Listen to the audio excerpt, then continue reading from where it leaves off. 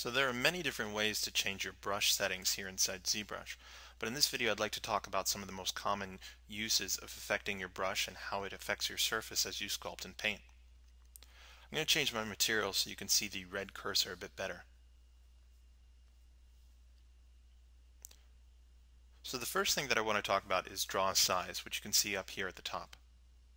My default draw size is set to 67. And you can see that my cursor has a certain size on the model. I'm going to press the letter X to turn off symmetry for a moment.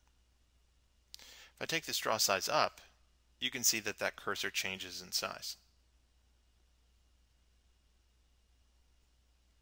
A keyboard shortcut that will let you interactively change your cursor on the model is the letter S. So I'll press the letter S once, and then I get this slider right where my cursor is that I can interactively change the draw size. Really convenient way of sculpting on your model and then quickly changing your draw size. As I'm done, that slider will disappear. Let's divide our model a few times. Control D, and one more time. Just add a few subdivision levels. I'll press the letter S to take my draw size down. Sculpt on the model. Press the letter S, bring my draw size up, and sculpt on the model. So that's pretty clear. I'll undo those, Control Z, Control Z. Above your draw size is your focal shift.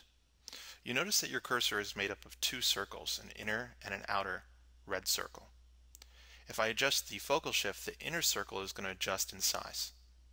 And what this does is change the fall off of your brush. So for instance, if I take my focal shift down to a negative value, you can see those two circles are very close together.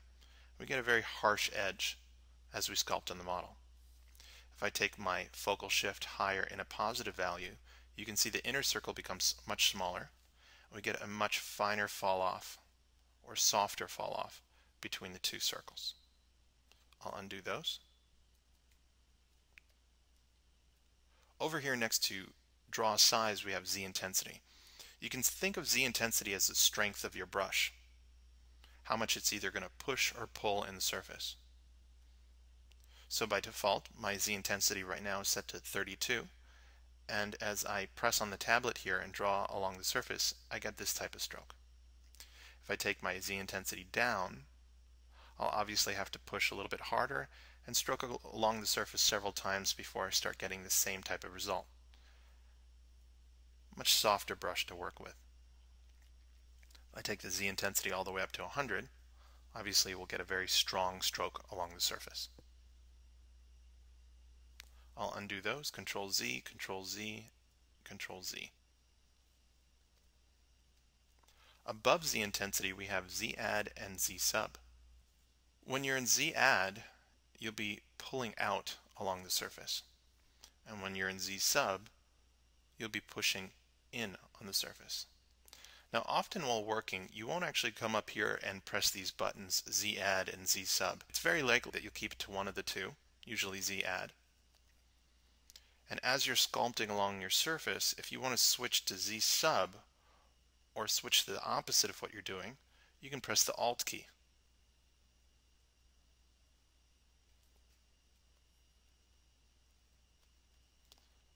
So even in the same stroke, you can let go of Alt and then press Alt and start pushing in, and I'll let go of Alt and start pulling out.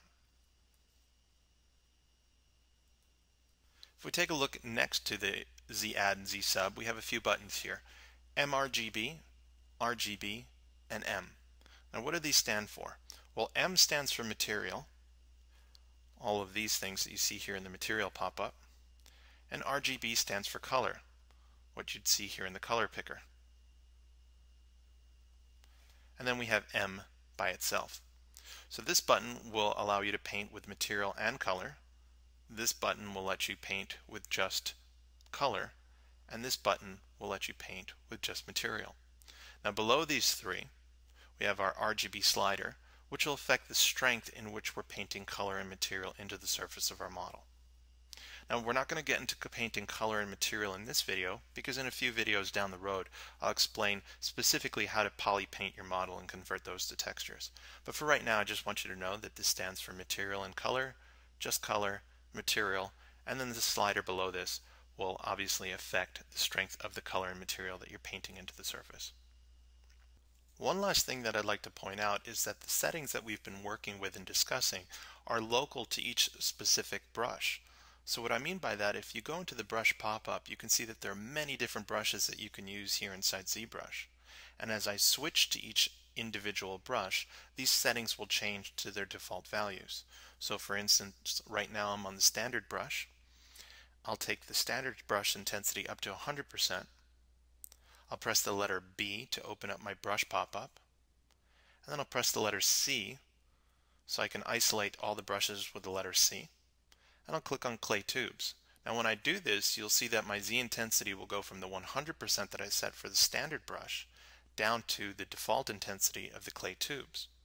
So if I set my clay tubes down to 11 or 12, I can hit the letter B to open up the brush pop-up, the letter S, T for standard, and you can see now my intensity went back up to 100%. So I'll hit the letter B for my brush pop-up, C for clay, click on the clay tubes, and now I'm back to 12. So whatever adjustments you make on that specific brush will stick with that brush. And then when you switch to another one, those settings will change up here at the top. Just important to know, so when you're switching between each individual brush, you're not confused as to why your settings are always changing.